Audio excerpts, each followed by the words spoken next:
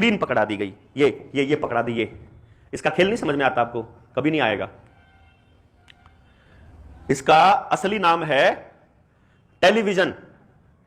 क्या नाम है? टेलीविजन। दूर से बैठ के देखना, ऐसा लगता है टेलीविजन का मतलब है कि दूर की चीज को देखना, इसका मतलब ये लगता है आपको, क्योंकि आपको यही सिखाया उन्होंने कि टेलीविजन का ये मतलब है। एक छोटी सी बात बताता हूं। मैंने कहा ये मोहित है, ये नरेंद्र है, बड़ा नरेंद्र है इनमें से। मैंने कहा नरेंद्र ने मोहित को मारा, नरेंद्र ने मोहित को मारा। आंख बंद करके एक बार इस कहानी को एक बार सोचो, कैसे मारा होगा, क्या मारा होगा, बताओ भाई, क्या मारा? कोई है जिसने सोचा उलट मारा, डंडा मारा? कोई तो होगा। मैं तो लठी सोच रहा था। ओ क्या मारा? लठ मारा। टांग पे मारा, कमर पे मारा, टांगा तोड़ दिया, अगला थप्पड़ मुंह पे सोच रहा। कोई सोच रहा होगा जान से मारा, कोई सोच रहा होगा ऐसे मारा, कोई सोच रहा होगा खून भी आ गया थप्पड़ लगते ही, कोई सोच रहा होगा दीवार में बजा सिर मारा जब खींच के। मतलब कि मेरा कहने का मतलब क्या है कि मैंने सिर्फ एक लाइन बोली, भाई नरेंद्र ने मोहित को मार दिया। अब इस बात को आप कैसे सोचते हो, ये आपकी मर्जी है, ये तो आपके अंदर अकल है। जैसा आपने इमेजिन किया होगा मोहित कैसा है, वो कैसा है, कौन सा ठाड़ा है, कौन सा कमजोर, देख रखा होगा तो उस हिसाब से हिसाब लगाओगे, नहीं देखा होगा तो उस हिसाब से लगाओगे, जो आप सोचते हो वैसे लगाओगे। लेकिन अगर मैं यहां टेलीविजन पर नरेंद्र को मोहित को मारते हुए दिखा दूं, फिर आप अपनी अकल से सोच सकते हो क्या कैसे मारा? फिर तो आपको वही मानना पड़ेगा ना जो उधर चल रहा है कि नहीं? फिर आप अपनी अकल का इस्तेमाल नहीं करेंगे। इसीलिए इसको कहते हैं टेल अ विजन। टेलीविजन नहीं, टेल अ विजन। टेल मतलब बताओ, विजन मतलब तुम्हें क्या देखना है तुमको हम बताएंगे, तुमको क्या सोचना है हम बताएंगे, तुमने दुनिया के बारे में क्या राय बनानी है हम बताएंगे, तुमको अपने दोस्तों से क्या बोलना है हम बताएंगे। तुम जब बहस करने लगोगे तो तुमने उसको वामपंथी कहना है, देशद्रोही कहना है, देश विरोधी कहना है, मोदी विरोधी कहना है, या क्या कहना है ये हम बताएंगे। टेल अ विजन बताएगा। और जितने यहां लोग बैठे हुए हैं, एक भी आदमी ऐसा नहीं है जिसने अपनी जवानी के दिनों में, बचपन के दिनों में, स्कूल के दिनों में सिनेमा के फायदे और नुकसान ना पढ़ा हो, प्रस्ताव। और सिनेमा के बारे में जब आपको पढ़ा जाता था तो पहली लाइन क्या थी सिनेमा के बारे में? सिनेमा समाज का आईना होता है। एक भी आदमी नहीं जिसने ना पढ़ा हो जी, क्यों जी? यही लाइन थी पहली लाइन।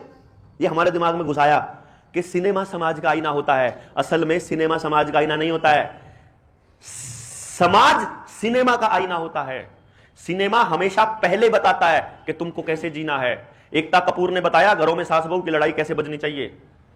एकता कपूर ने बताया एक्स्ट्रा मैरिटल अफेयर कैसे होने चाहिए, रिश्तेदार पड़ोसियों के साथ रिश्ते कैसे रखने हैं, दूसरे की बीवी पे नजर कैसे रखनी है, जासूस कैसे बनना है।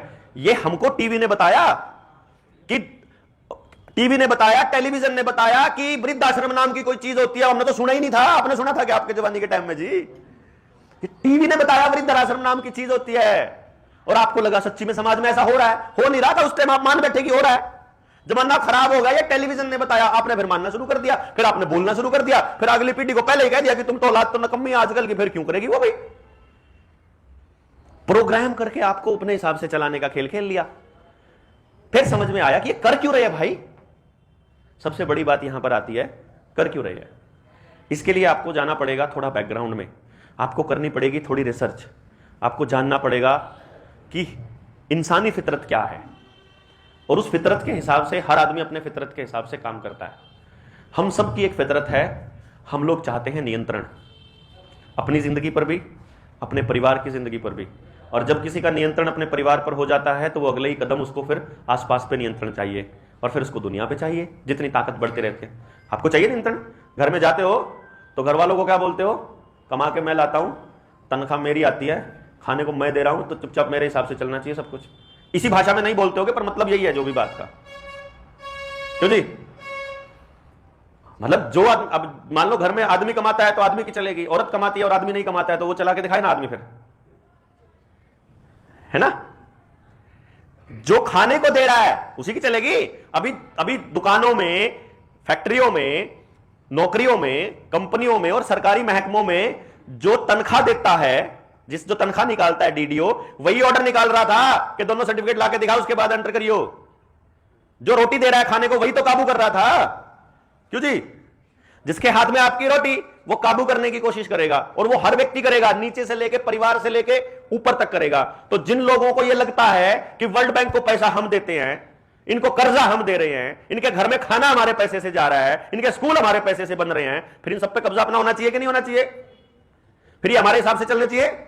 तो इन लोगों को पूरी दुनिया के संसाधनों पे कब्जा करना है, पूरी दुनिया के लोगों को अपने ऊपर काबू करना, उनके लोगों के ऊपर काबू करना है, और उनको ऐसा बनाना है कि वो आत्मनिर्भर ना हो पाए, उनको अपने ऊपर निर्भर बनाना है। इसीलिए पिछले 8 सालों में मेडिकल का, इलेक्ट्रॉनिक का, कंप्यूटर का, मोबाइल के धंधे को छोड़ करके हर धंधे का काम डाउन गया है।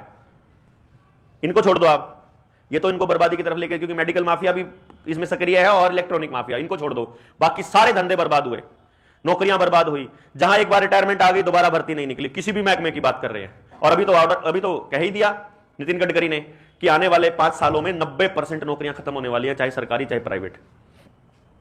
अमेजन 90% लोगों को निकाल रही है, फ्लिपकार्ट निकाल रही है, गूगल निकाल रहा है, वो निकाल रहे हैं, तो छोटी कंपनियां कहां से रख सकती हैं? फिर जब एक आदमी का, जब 100 लोगों का काम एक रोबोट कर सकता है, उन आदमियों को तो हर महीने तनख्वाह देनी है और रोबोट एक बार खरीदना है बस। फिर क्यों करें भाई, आपके ऊपर क्यों पैसा लगाएं? और जब आपके ऊपर पैसा ना लगाएं तो फिर आप लोग कहां जाओगे? आप उनके दरवाजे पे जाके खड़े हो जाओगे। इसीलिए आपको ऐसा केमिकल दे देंगे कि अगले 2-4 साल में या तो कैंसर से मर लोगे या हार्ट अटैक से मर लोगे, नहीं तो शरीर जवाब दे जाएगा कि काम ही नहीं बनेगा। मेहनत मजदूरी करने वालों से पूछ के देखो, मेहनत मजदूरी होती है क्या? हिम्मत नहीं रही।